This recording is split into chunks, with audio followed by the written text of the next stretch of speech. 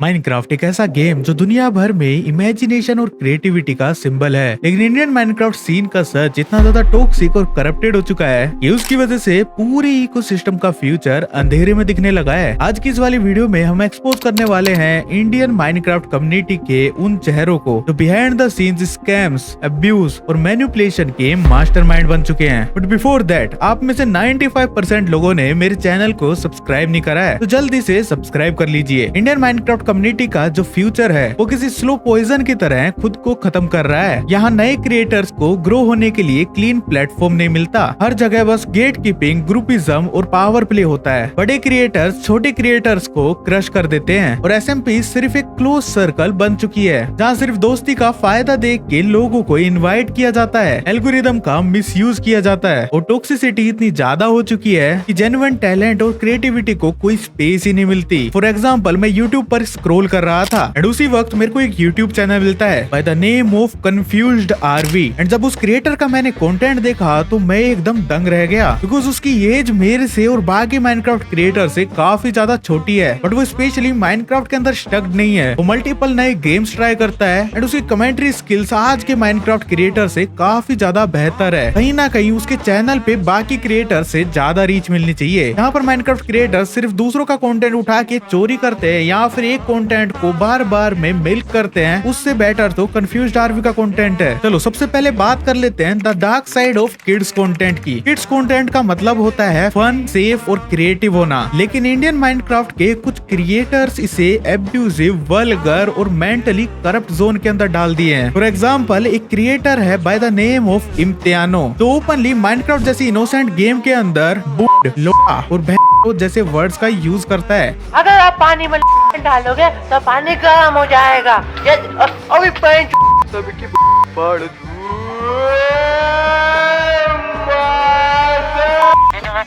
साले कैसे नहीं देगा, गोली डाल दूंगा बता। और उसके व्यूवर्स हैं 8 से 14 साल के बच्चे। ये क्रिएटर्स इंटेंशनली किड्स को डार्क ह्यूमर और सेक्सुअल इन्वेंडोज के जरिए ग्रूम कर रहे हैं और यूट्यूब के रेडार से बाहर ही रह जाते हैं, क्योंकि थंबनेल में सब कुछ फैमिली फ्रेंडली दिखाया जाता है। ये क्रिएटर्स एक नई जनरेशन को टॉक्सिक और नेगेटिव बना रहे हैं for fame and money only. चलो ये सब तो ठीक है, मैं तुम्हें एक रियल स्कैम के बारे में बताता हूँ। तो मैंने पास्ट में अपनी काफी वीडियोस के अंदर तुम लोगों को बताए रखा है कि मैं एक स्पॉन्सर मैनेजर था, तो उसी टाइम मेरे को एक डील मिलती है एक माइनक्राफ्ट सर्वर से एंड वही डील मैं देता हूँ मिस्टर जादू को। एंड वो डील फिक्स होती है 15,000 रुपए में। एंड उस टाइम पे जादू के व्यूज इतने ज्यादा सही नहीं आ रहे थे, बिकॉज मिस्टर जादू अपने चैनल पे इतना ज्यादा कंसिस्टेंट नहीं था एंड वो 3 महीने बाद अपने चैनल पे आया था, क्योंकि उसके उस टाइम पे 12th के बोर्ड एग्जाम्स थे। लेकिन जैसे ही मैं ये डील दिलाता हूँ मिस्टर जादू को, उसके बाद उसने ना ही तो उस सर्वर की प्रमोशन वीडियो डाली थी एंड ना ही उस सर्वर को रिफंड करा था। एंड उसके बाद उसने उस डिस्कॉर्ड सर्वर को लीव भी कर दिया था। बट बाय चांस मैंने वो सर्वर लीव नहीं करा था एंड वो प्रूफ मेरे पास पड़े थे जो कि पिछले साल के थे एंड इस टाइम पे मैं उस चीज को कवर कर रहा हूँ। So let me tell you कि ये सब हुआ कैसे। तो जैसे ही जादू के अकाउंट में 15,000 रुपए आए, वो तुरंत सर्वर की रिकॉर्डिंग करने तो गया था, लेकिन उस सर्वर में जाने के बाद उसने क्या किया, उसने सर्वर के मेंबर्स को टीपी करके मारना स्टार्ट कर दिया। एंड ये चीज सर्वर के ओनर को बिल्कुल भी पसंद नहीं आई एंड सर्वर के ओनर ने बोला है कि भाई हमको तुमसे प्रमोशन नहीं कराना है, तुम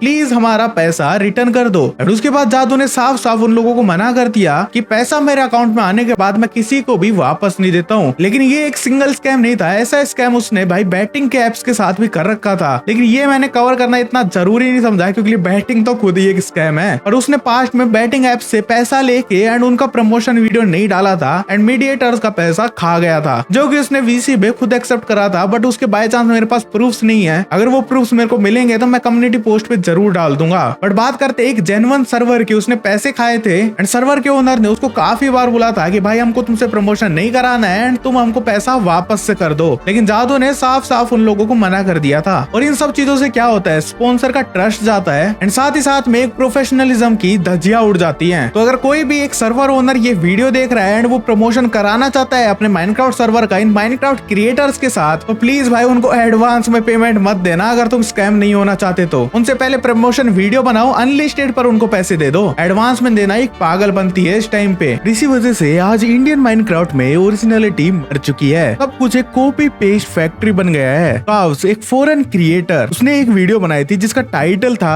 आई made the world's biggest chest, और उसी का थंबनेल और उसी का कॉन्सेप्ट कॉपी किया बल्कि स्टार ने, वो भी बिना किसी क्रेडिट दिए। और सिंपली उसने क्या किया, सेम टाइटल सेम थंबनेल और सब कुछ उठा लिया उस वीडियो का। इससे साफ पता लगता है कि इंडियन क्रिएटर्स के पास कोई भी आइडिया नहीं है माइनक्राफ्ट के अंदर। अगर वो चाहता तो अपना कोई ओरिजिनल कॉन्सेप्ट बनाता या फिर ओरिजिनल टाइटल जनरेट करता, पर ये तो दूर की बात है, उसने तो थंबनेल तक उठा लिया। और ऐसे ही कॉपीकैट क्रिएटर्स कुछ और भी है, जैसे कि सबसे बड़ा नाम आता है यूगप्लेस। यूगप्लेस के चैनल पे टोटल 447 वीडियोस डली हुई है, जिसके अंदर 400 वीडियोस कॉपी है और बाकी खुद ने जनरेट करी है, जिसके अंदर थोड़ी बहुत शॉर्ट्स भी आ जाती है और बाकी लॉन्ग वीडियोस हैं। और यूगप्लेस करंटली उठा रहा है आई स्ट्रीम और फायरलाइट का कंटेंट, क्योंकि वो बाहर की कंट्रीज में काफी ज्यादा पॉपुलर है। एंड उसी कॉन्सेप्ट को वो इंडिया में बना रहा है, वो भी कॉपी पेस्ट करके, जहाँ पर वो वीडियो के सारे एलिमेंट्स उठाता है और थंबनेल तक उठा लेता है। और ऐसे ही बहुत सारे क्रिएटर्स आते हैं जो इंडिया टू इंडिया के अंदर भी कॉपी कर लेते हैं, तब इंडिया के अंदर ही वो ओरिजिनेट हुआ और इंडिया के अंदर ही वो कॉपी होने लग रहा है। मतलब कि इससे साफ साबित होता है कि भाई इंडियन माइनक्राफ्ट क्रिएटर के पास कुछ भी नया कॉन्सेप्ट अभी नहीं बचा है, वो ना ही कोई नया कंटेंट बनाना चाहते हैं, क्योंकि ऑब्वियसली बाहर की कंट्रीज का कंटेंट उठाने में ज्यादा इजी पड़ता है। उनका कंटेंट उठा के सेम स्क्रिप्ट उठा के ज्यादा मेहनत भी नहीं लगती है। छोटे क्रिएटर्स तो छोड़ो, बड़े क्रिएटर्स भी same to same frame by frame foreign creators को कॉपी कर रहे हैं। 1 week ago, millions of items appeared on our server. कुछ हफ्तों से सर्वर के अंदर काफी ज्यादा आइटम्स दिखने लगे थे। No one knew how or why they were created, but none of it should even exist. किसी को ये पता नहीं था कि ये सारे आइटम कहाँ से आए हैं और इन्हें किसने बनाया है। However, after the players obtained it, they stashed the items in the most secure vault. और जिसने भी ये आइटम बनाया है उसने इस सारे आइटम को एक सीक्रेट वॉल्ट के अंदर छुपा रखा है। In this video, I opened a diamond shop in the village. The problem is that diamonds are not allowed, and everyone who has diamonds will be arrested. तो गाइस आज मैं अपने विलेज में खोलने वाला हूँ एक डायमंड स्टोर, लेकिन इस विलेज में डायमंड इलीगल है और जिसके भी पास डायमंड्स होते हैं उसे पुलिस पकड़ के ले जाती है। और आयरनी ये है कि ये लोग कॉपीराइट स्ट्राइक डाल देते हैं अगर कोई क्रिएटर उनका नाम ले लेता है या फिर उनको एक्सपोज कर देता है। आई थिंक मेरे पर भी पड़ सकती है, अगर मेरे पे कॉपीराइट स्ट्राइक पड़ी या फिर कुछ भी हुआ मेरे चैनल से, तो पूरी जिम्मेदारी इन माइनक्राफ्ट क्रिएटर्स की होगी एंड मेरा पूरा इल्जाम इन्हीं पर लगेगा, चाहे वो इनके थ्रू आए या फिर ना आए। अभी मेरा पूरा शक और पूरा टारगेट इन माइनक्राफ्ट क्रिएटर्स पे ही है। ये क्रिएटिविटी नहीं है, ये पूरी की पूरी चोरी है एंड चोरी उन लोगों से जो माइनक्राफ्ट कंटेंट को जेन्युइन और इनोवेटिवली बनाते हैं। चलो अब थोड़ा बात करते हैं मैनेजमेंट कल्चर के बारे में। Behind every successful YouTuber there is a team of editors, thumbnail makers, management and writers. लेकिन इंडियन माइनक्राफ्ट सीन में इनका स्टेटस एक डिस्पोजेबल टूल बन चुका है। कई क्रिएटर्स प्रॉमिस करते हैं पेमेंट और रिकॉग्नाइजेशन का, लेकिन काम होने के बाद मैसेज सीन कर देते हैं या फिर ब्लॉक कर देते हैं और इससे भी बात ना बने तो उनको अनफ्रेंड या फिर ग्रुप से निकाल देते हैं। क्रिएटर्स की ईगो और फेम के पीछे छुपा हुआ टॉक्सिक शैडो है और यही एक रीजन है कि माइनक्राफ्ट के talented back and artist demotivated होके छोड़ जाते हैं और इंडस्ट्री में प्रोफेशनलिज्म का नाम मिट जाता है। चलो अभी बात करते हैं एसएमपीज के बारे में, जिसमें फाइट्स, अलायंसेज और बिट्रे होते हैं। उनमें से 90% चीजें स्क्रिप्टेड होती हैं। क्रिएटर्स फेक ड्रामा क्रिएट करते हैं, कुछ क्रिएटर्स के डायलॉग्स तक प्री रिटर्न होते हैं और ऑडियंस को लगता है ये सब रियल है। ये क्रिएटर्स व्यूअर ट्रस्ट को मैनिपुलेट करते हैं। कई एसएमपीज में तो फेक गिवअवेज भी किए जाते हैं और कई एसएमपीज को पॉपुलर करने के लिए एप्लीकेशन वाला कॉन्सेप्ट चलाया जाता है। और जहां एसएमपीज का कंटेंट फ्रेंडशिप और कम्युनिटी बिल्डिंग पर बेस्ड होना चाहिए, वहीं इंडियन माइनक्राफ्ट सीन के अंदर एसएमपीज पेड सब्सक्रिप्शन क्लब बन चुका है। लेट्स टॉक अबाउट लापता एसएमपी। लापता एसएमपी के एक एक्स ओनर जो कि अभी नहीं है, जिसने अपनी एक नई एसएमपी बना ली है, इसका नाम है निज गेमर। उसके बारे में मेरे को कुछ रियलिटी पता लगी, जैसे कि वो क्रिएटर कुछ एडिटर्स के पैसे खा चुका है। इसमें से एक विटनेस भी है मेरे पास। चलो डायरेक्टली अबला पुरुष से बात करते हैं। मैं अगर समझाने लगा तो ये वीडियो बहुत ज्यादा लंबी हो जाएगी, तो डायरेक्टली आपको लेके चलता हूँ अबला पुरुष के पास। तो अबला भाई बताओ यार सभी लोगों को कि तुम्हारे साथ क्या स्कैम हुआ था निज गेमर ने जो किया था। तो विजय भाई कैसे हो? बढ़िया बढ़िया भाई बढ़िया, तुम बताओ। हाँ तो देखो, निज गेमर का जो सीन है ना, वो मेरे साथ बहुत ही ज्यादा गंदा हुआ था। उस वक्त मेरे को एक्सपेक्ट नहीं था कि लाइक ये इतना बड़ा क्रिएटर है, यानी कि लाइक उस वक्त मैं ऐसा समझता था कि ये बहुत ज्यादा समझदार लोग हैं एंड इनमें जितना दिमाग है ना उतना पूरी माइनक्राफ्ट कम्युनिटी में किसी के पास नहीं होगा। ये बहुत सोच समझ के किसी के साथ काम करते होंगे, तो लाइक मैं इसलिए उनके साथ काम कर रहा था। अब मैं तुम्हारे को स्टार्टिंग से बताता हूँ मेरे साथ क्या हुआ था, ठीक है? तो जैसा कि तुम्हारे को पता है, मैं पहले यूट्यूब करता था, है ना। हाँ, तो हाँ। वो जब चल रहा नहीं था, जब मेरे उससे 10K पर मंथ ऐसे ही अर्निंग हो रही थी उससे, है ना, तो मेरे को लगा कि इससे मेरा कुछ नहीं होने वाला, तो मेरे को एडिटिंग पर शिफ्ट होना पड़ा, है ना। मेरी Okay. अर्निंग हो नहीं रही थी तो एडिटिंग में मैं शिफ्ट हुआ। तो लाइक मैं थोड़े 1-2 क्रिएटर्स की एडिटिंग करता था। जब मैं एडिटिंग के प्रोजेक्ट लेना स्टार्ट किया ना, तो फिर नेज गेमर ने भी मेरी एडिटिंग्स देखी, पता नहीं उसको किसने दिखाई, मेरे फ्रेंड्स वगैरह ने, तो सबको पता लग गया था कि मैं एडिटिंग करने लग गया हूँ। तो उसको मेरी एडिटिंग बहुत ज्यादा ही पसंद आ गई, यानी कि लाइक पता नहीं उसको क्या ही हो गया था, वो पागल ही हो गया था भाई उस वक्त। एंड उसने Okay. मेरे को बोला कि अबला भाई यार मेरी भी एडिटिंग कर दो। एंड पहली बारी में मैंने उसको साफ मना कर दिया था कि भाई मेरे पास अभी प्रोजेक्ट है तो मैं नहीं ले सकता आपका काम। एंड मैंने उस वक्त मना किया। फिर वो कम से कम 1 महीने बाद में मेरे पास आता है वापस, और वो दोबारा बोलता है कि भाई मेरे पास अभी फिर से एक और प्रोजेक्ट है, अगर आप लेना चाहते हो तो कर दो यार। एंड उस वक्त वो मेरे को बहुत ही ज्यादा फोर्सफुली बोल रहा था कि मेरे को आपसे ही करवाना है, ठीक है, क्योंकि उस वक्त मैंने एनिमेशन वगैरह ये नया नया सीखा था, उसको बहुत ही ज्यादा पसंद आ गया था वो, ठीक है। तो मैंने उसको सब कुछ बता दिया कि देखो भाई मैं इन सॉफ्टवेयर में यूज करता हूँ और ऐसा कुछ करके दिखाऊंगा आपको, ठीक है। और मैंने उसको अपना पोर्टफोलियो भी दिखा दिया था। तो अब उसने बोला कि हाँ भाई आप जैसा करोगे मेरे को वही चाहिए, जैसा मैंने देखा है वैसा ही चाहिए मेरे को, यानी कि लाइक उसने मेरा पोर्टफोलियो पहले ही चेक कर लिया था, तो उसको सेम टू सेम वैसा चाहिए था। अब ये स्टार्ट हुआ, उसने मेरे को अपना एक क्लिप दिया पहले कट करने के लिए। अब मैंने जब उसका क्लिप कट करके उसको दिखाया, तब उसको वो पता नहीं क्या ही समझ आया क्या नहीं समझ आया। एंड उसने मेरे को मना कर दिया कि नहीं भाई ये क्लिप तुमने अच्छे से कट नहीं करा है, तो मैं ये दोबारा कट करवाऊंगा, तुम एक काम करो मेरा इंट्रो एडिट कर दो, क्योंकि इंट्रो मेन होता है वीडियो के अंदर सबसे ज्यादा हुक करने के लिए ऑडियंस को। तो फिर मैंने बोला कि चलो ठीक है, क्या पता भाई उसको अपने हिसाब से कट करना होगा तो वो करवा रहा होगा। एंड फिर मैंने उसका इंट्रो ले लिया। मैंने पूरे अपने 2 दिन लगा कर, क्योंकि उस वक्त मैंने एडिटिंग नई स्टार्ट करी थी, दूसरों की एडिटिंग करना, क्योंकि दूसरों की एडिटिंग में क्या होता है ना, अपनी एडिटिंग और दूसरों की एडिटिंग में बहुत डिफरेंस होता है ना। तो मेरे को टाइम लग रहा था उसमें, तो मैंने पूरे 2 दिन लगाकर उसका 1 मिनट का इंट्रो एडिट किया होगा। तो उस 1 मिनट के इंट्रो में मैंने animation, after effect and premiere pro तीनों का यूज करके अच्छे से पूरा एकदम फिनिशिंग वाला इंट्रो बनाया था। जितना मेरे को आता था मैंने पूरा उसके अंदर घुसा दिया था, क्योंकि मैं देख रहा था कि भाई निज गेमर के साथ काम कर रहा हूँ तो अच्छा बनाऊंगा मैं एकदम, क्योंकि मैं हमेशा से यानी कि लापता वगैरह में तो जाना था ही। तो मैंने देखा कि हाँ भाई इनके साथ अच्छा काम दिखाऊंगा तो बढ़िया हो जाएगा, इनको अच्छा लगेगा। तो अब ये सीन था कि लाइक मैंने एकदम प्रॉपर अपना बेस्ट दिया उनको। अब 2 दिन बाद में जब मैंने उसका मैसेज आया कि भाई क्या हो गया 2 दिन हो गए, तो मैंने उसको बोला कि भाई बस रेडी है आ जाओ देख लो। एंड उसके साथ एक और उसका मैनेजर था, उसका मेरे को नाम याद नहीं है, और एक और बंदा था और वो खुद था, ठीक है, निज गेमर। तो ये 3 बंदे थे और मैं था, ठीक है, वीसी में। अब मैं उसको स्क्रीन शेयर पे दिखा रहा हूँ। एंड पहले तो उसने पूरा देख लिया इंट्रो, एंड उसके बाद में वो बोलता है कि यार अबला भाई ये थोड़ा अजीब सा लग रहा है। मैं तो बोला कि बताओ भाई क्या चेंजेस करने हैं। तो वो बोलता है मेरे को कि भाई चेंजेस क्या, ये तो पूरा ही अजीब सा, यानी कि लाइक उसके मुंह से पहला वर्ड ये निकला था कि ये तो कुछ छोटे क्रिएटर्स की तरह लग रहा है। तो मैंने उसको बोला कि लाइक कि छोटे क्रिएटर मेरे को समझ नहीं आया कि क्या होता है छोटा क्रिएटर, ठीक है, क्योंकि मैं तो सबको इक्वली एडिट करके देता था कि ऐसा नहीं कि ये बड़ा क्रिएटर तो इसको ऐसा, छोटा क्रिएटर तो इसको खराब कर दिया, ठीक है। तो मेरे को तो मतलब ही नहीं था कि किसके कितने सब्सक्राइबर है, मैं तो सबको इक्वली ट्रीट करता था, ठीक है। अब उसने बोला कि मेरे को ये तो छोटे क्रिएटर जैसी एडिटिंग है, तो मेरे को समझ नहीं आया। मैंने उसको बोला कि भाई मेरे को समझ नहीं आ रहा, तुम बता दो कैसा करना है, क्या चेंजेस करने हैं। फिर उसका दिमाग पता नहीं क्या चला, क्या घोड़े दौड़े उसके दिमाग के, उसका बंद दिमाग चालू किया मंदबुद्धि का, और उसने मेरे को बोला कि भाई मेरा वॉइस ओवर ही खराब है, तो मेरे को अपना वॉइस ओवर ही चेंज करने दो, तुम दोबारा बनाओ इंट्रो। फिर मैं बोला कि कोई दिक्कत नहीं है, मेरे को कोई दिक्कत नहीं थी भाई, क्योंकि उसने मेरे को स्टार्टिंग में पता है क्या बोलकर लाया था कि मैं बाकी क्रिएटर से और बाकी लोगों से तुम्हारे को अच्छा पैकेज दूंगा, मंथली बेसिस पे काम दूंगा मैं तुम्हारे को, और बढ़िया सैलरी दूंगा, यानी कि लाइक पूरी कम्युनिटी में इतना पैसा कोई एडिटिंग में देता ही नहीं होगा जितना मैं देता हूँ, ठीक है। एंड इतना लंबा लंबा वो फेंक कर मेरे को अपने साथ काम करने के लिए लाया था, नहीं तो मैं तो राजी भी नहीं था उसके साथ काम करने के लिए।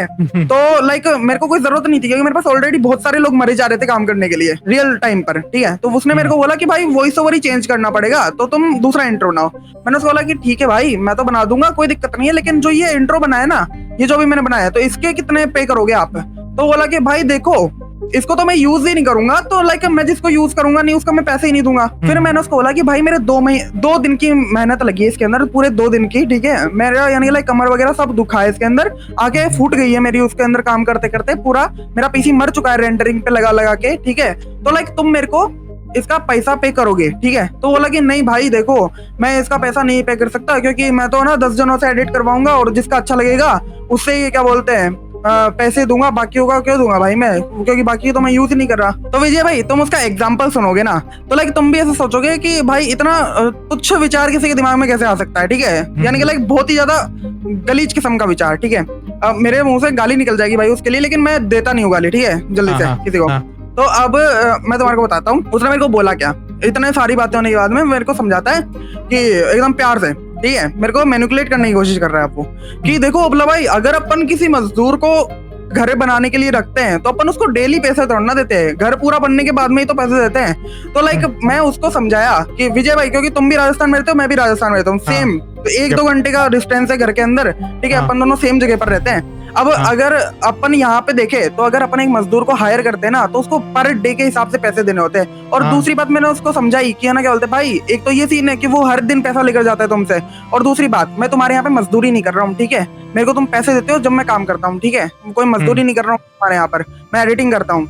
फिर वो ऐसे बोला कि भाई मैं तो पैसे नहीं दूंगा, तुम मैं क्या बोलते दूसरा इंट्रो बना सकते हो तो बनाओ, नहीं तो कोई दिक्कत नहीं है। लेकिन ठीक है, उसने गलत किया, बट उसकी कुछ बातें थी जो मेरे को बहुत ही ज्यादा गंदी लगी उसके मुंह से, कि इतना बड़ा क्रिएटर होकर वो इतनी गंदी गंदी सोच कैसे रख सकता है कि लाइक छोटा क्रिएटर, बड़ा क्रिएटर, मजदूर, ये तो कोई भी काम एक तो छोटा नहीं होता है, और दूसरी बात, ये छोटे और बड़े क्रिएटर वाली सोच वो अगर निकाल दे अभी अपने दिमाग से, जो उसके अंदर ईगो है ना फालतू का, वो निकाल ही दे, क्योंकि उससे अच्छे अच्छे क्रिएटर अभी कम्युनिटी में, और लाइक जितना वो कमाता नहीं है ना अभी के टाइम पर, जितना वो स्पॉन्सर डील करता है, उससे ज्यादा शायद तक मैं एडिटिंग से कमा लेता हूँ अभी के टाइम पर। एक और बात तुम्हारी ऑडियंस को मैं बताना चाहूंगा, निज गेमर का कोई फैन है, कोई देख रहा है, कोई उसका दोस्त है, बुरा लग रहा है तो लग जाए, लेकिन मैं तुम्हारे को बता रहा हूँ, अगर तुम उसके साथ रह रहे हो तो उससे प्लीज दूर हट जाना, क्योंकि वो ऐसा आदमी है तुम्हारे को यूज करके फेंकेगा एक दिन, और एकदम गलीच तरीके से लात मारेगा तुम्हारे को, चाहे से कोई भी हो, ठीक है। तो उससे थोड़ा दूरी बना कर रखो भाई, क्योंकि उससे जैसा गलीच इंसान कोई नहीं है दुनिया में, ऐसे मार जाएगा एक दिन तुम्हारे। ओके गॉट इट भाई, गॉट इट, ठीक है।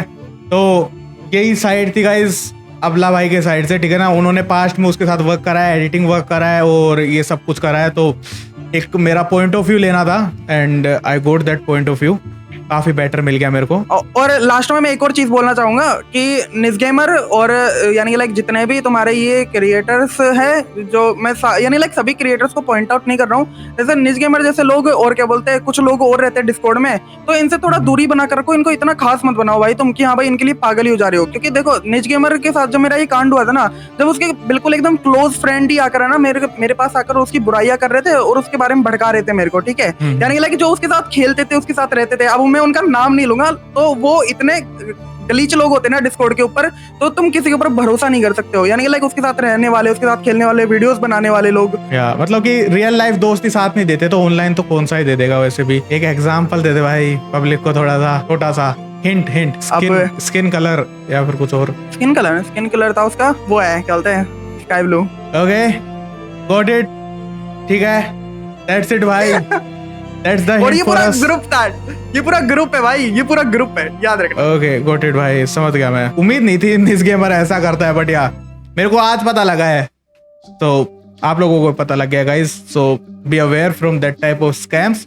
अभी चलते हैं अपने अगले पॉइंट पर, भी बात करते हैं लापता एसएमपी के बारे में। एक टाइम पे इंडिया की मोस्ट हाइप्ड माइनक्राफ्ट एसएमपी थी वो, बहुत सारे छोटे क्रिएटर्स ने ट्राई किया ज्वाइन करने के लिए, एप्लीकेशंस बनाए, वीडियो अपलोड करे और ऑडिशंस भी दिए। कुछ क्रेडिबल सोर्स ने मेरे को कंफर्म किया है कि एक क्रिएटर ने लापता एसएमपी ज्वाइन करने के लिए पैसा दिया था। बिहाइंड द सीन्स डील हुई थी एसएमपी के मेंबर्स या ओनर के साथ। पब्लिक को लगा कि वो क्रिएटर सेलेक्ट हुआ है on the based of talent और एप्लीकेशन, लेकिन असली गेम तो पैसों का था। और ये बात सिर्फ लापता एसएमपी तक सीमित नहीं है। डोयल एसएमपी जो एक टाइम पे काफी फेमस एसएमपी था, रिपोर्ट्स के मुताबिक एक क्रिएटर जो पिछले सीजन ऐड किया गया था, उसकी एंट्री के लिए 20 से 25,000 तक चार्ज किया गया था। अब सवाल ये उठता है, क्या एसएमपी एक गेम के लिए बनाया गया एक प्लेटफॉर्म है या फिर क्रिएटर्स के लिए कैश माइनिंग बिजनेस? ऐसे डील्स ना ही सिर्फ माइनक्राफ्ट के विजन्स का मजाक उड़ाते हैं, बल्कि उन जेन्युइन क्रिएटर के लिए भी एक अनफेयर है जो टैलेंट के दम पे ग्रो करना चाहते हैं। माइनक्राफ्ट में ब्लॉक्स बनाना आसान है, पर अब लगता है इंडिया के एसएमपी में एंट्री पाने के लिए नोट के ब्लॉक ज्यादा जरूरी हो गए हैं। वैसे तो ये सारी रिपोर्ट्स मेरे को एक अनकन्फर्म्ड प्लेटफॉर्म से मिली है, और जिन लोगों से मिली है उनसे मैं कंफर्म नहीं हुआ हूँ, बट जितना मेरे को उनकी बातों से लगा ये सब कुछ सच है। एंड इन फ्यूचर मैं इन सभी रिपोर्ट्स का खुलासा जरूर करूंगा बाय द वीडियो या फिर बाय द कम्युनिटी पोस्ट। और हाँ, मैं जिस चीज के पीछे लग जाता हूँ उसका रियलिटी जरूर हासिल करके रहता हूँ। तो दोस्तों, माइनक्राफ्ट माइनक्राफ्ट एक गेम जरूर है, लेकिन उसके नाम पर चल रहा ये सर्कस डेंजरस बन चुका है। अगर कम्युनिटी में अकाउंटेबिलिटी, एथिक्स और ओरिजिनलिटी नहीं लाई गई तो इंडियन माइनक्राफ्ट एक जोक बनकर रह जाएगा, जिसका सिर्फ एक नाम रहेगा, इज्जत नहीं। और अगर आप इस सच को बदलने के लिए स्टैंड लेना चाहते हो तो इस वीडियो को ज्यादा से ज्यादा शेयर करो।